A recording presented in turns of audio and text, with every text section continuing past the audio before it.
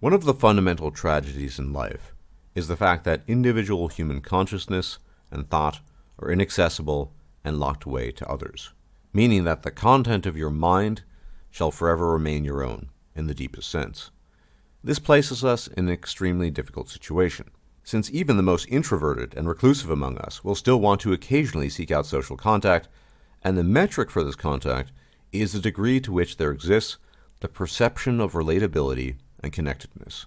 Humans inevitably look to connect with other people, though the degree to which they do so varies, and people invariably connect on the basis of how well they think they relate to each other. This can be tricky, precisely because relatability is something subjective, and thus people avail themselves of tools to measure and gauge just how much of a connection they feel. Common interests are standard course, things such as sport, hobbies, and shared tastes. Or think of the classic interactive mating tool, whereby she shares her music and you listen, hoping that the music, by way of proxy, will indicate some degree of relatability, or coming from the same place. And the same applies to film, art, politics, religion, and a host of other things. At base, though not always, because there are purely pragmatic alliances as well, in interacting with people, perceived connection and relatability are the most important and salient reasons, precisely because we are cut off from each other in such a profound way, our thoughts being ours alone, trapped in our heads, and only crudely lending themselves towards outward projection in the form of human language. In a sense, we are looking for ourselves in others, and the criteria of perceived relatability are our closest approximation to fulfilling that quest. I stress perceived because this desire to connect is predicated on our own faulty sense apparatus and false associations, such as he likes the same music as I do, therefore we connect, or what have you. Still, it is the best we can do as socially dependent apes that are nonetheless intrinsically separated from each other at the level of consciousness. Relatability is something largely, though not wholly, distinct from understanding in the sense of comprehension. But whereas relatability relies primarily on subjective criteria and pure perception, understanding tends to make use of objective criteria. One can understand the mathematical axiom that 2 plus 2 equals 4, but one cannot relate to it precisely because of the difference in objective versus subjective basis. Despite these differences, both categories are important means of navigating the human landscape, above all, the social landscape we inhabit. It is important to lay out the distinction between these abstracts because it will become critical in assessing the current situation with men and incels. One of the claims made by people on the progressive left is that the lived experiences of people, specifically women and minorities, cannot be understood, and we can already see in that claim the misapplication of language, because, as has been discussed prior, relating is something fairly distinct from understanding, and in a deep, true technical sense, progressives and those that think like they do are correct. People who do not belong to a given arbitrary category cannot relate to the lived experiences of those who do belong to that category, where lived experiences simply mean the emotional feedback loop one receives from the world. Understanding has nothing to do with it. Despite the alleged profundity of such an observation being basically true, it is in fact one of the most superficial and trivial factoids one can take note of in human existence, because it can be applied to a potentially infinite number of categories. If you are 5'9" with brown hair and brown eyes, you exist in your own category, and you cannot relate to the lived experiences of someone who is 6'4" with blonde hair and blue eyes, just as he cannot relate to you. If you live on the top of a hill, and your journey to work involves trudging up and down that hill as a matter of daily commute, the man who lives on a flat plain and assiduously drives to work without fail cannot relate to your lived experience, and vice versa. If you have astigmatism, then the person with perfect vision cannot relate, and vice versa, and so it goes on ad infinitum. As stated above, there are potentially limitless categories and combinations of categories that exist that create in their own way discrete lived experiences that exist on a continuum of perceived relatability. The further removed individuals are from the nexus of a specific category, the less they will be able to relate and more removed they will likely feel from people in such categories. But again, these observations are inane and supremely trivial precisely because of how obvious they are to anyone capable of thinking. And the fact that this fundamental problem exists, which itself is a derivative of the problem of separated human consciousness discussed in the beginning, does not render impossible the prospect of meaningful human interaction, and more importantly, basic respect and cooperation. The whole point of perceived relatability is that it is a workaround system that helps facilitate coexistence. It does not need to be perfect to be functional or serve its purpose. Moreover, relatability largely becomes irrelevant when moving from microscale interactions to macroscale interactions. When talking about groups, categories, and populations, understanding is the most critical tool in facilitating the best outcome, not relatability, since relatability is by its very nature personalized, understanding by way of contrast depersonalized. One need not belong to a particular category in order to understand said category. There are skilled and proficient Anglo-American sinologists, Japanese classicists, just as there are Russian experts on James Joyce. The arbitrary categories such people belong to do not define the domain of knowledge they have mastered, assuming they have sufficiently applied themselves to that domain. The requirements for functional civilization will always primarily rely on understanding of things on a macro level, rather than the personalized degrees of perceived relatability.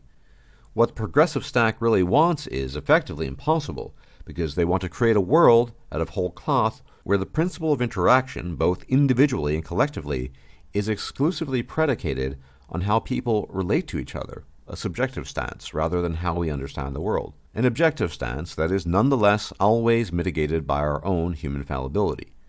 It is akin to seeing the world for half of what it actually is, and as such this worldview is non-functional. Both relatability and understanding are necessary tools in navigating the world we live in, and when it comes to matters of incels, this is doubly so, because the incel category garners by its very nature minimal to no relatability and minimal to no understanding. One of the main criticisms of incels is their relative insularity, as they tend to find themselves in small, closed-off internet communities cut off from the mainstream, and even to some degree, less than mainstream internet communities.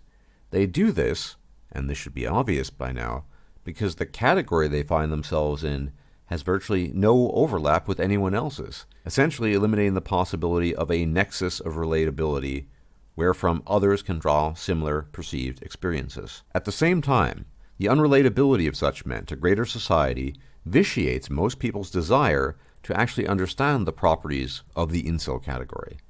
This creates what is possibly the most shunned, disliked, and ignored group in modern civilization because A, the circle of perceived relatability is far too small, and B, this creates a distinct lack of incentive to understand the phenomenon. At this stage, we should take the time to explore why the circle of perceived relatability is so small. Incels belong to a fairly small group of men who, by the lights of their own definition, are involuntarily chaste, lacking the ability to procure sex from women. Whilst the vast majority of men are not wildly successful with women, very few of that majority have had no success, which is the formal definition of incels. This automatically reduces the size of the circle of perceived relatability of incels to a precious few, but where the degree of perceived relatability approaches zero, so too does the need of those who belong to that category to form communities and platforms that allow for exchange and social interaction, because without such media, the typical incel loses all contact with humanity. The virtually non-existent, inflated and hyperbolized violence that has emerged from that community is consequently overgeneralized by people outside of the incel category to create a caricature of reality, and this is where the failure to understand comes into play. Humans generally, though not always, seek to understand categories that they deem personally important and relevant. The less important relevant categories are perceived to be, the less the effort typically applied to these categories. But incels, in this context, are really the tip of the iceberg of a broader phenomenon, and that is the reshuffling of a mean distribution in the sexual marketplace. Because between the definition of actual success in the new sexual marketplace and the absolute nadir of success, which might be typified by the incel, there exists a truly massive spectrum of piddling success to middling success to overall decent success.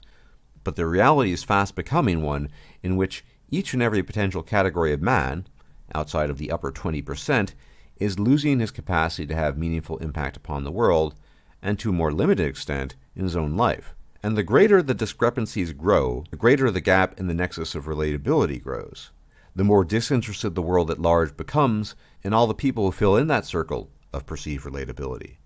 This is why the entire Manosphere, including all its components, from incels to PUAs to MGTOW and MRAs, is willfully misunderstood by the mainstream, and there exists no point of convergence to create relatability with anything mainstream, because the vast majority of men who assign themselves to the Manosphere are not in the top 20% by their very nature, although exceptions do exist, and are systematically ignored by the mainstream for this reason.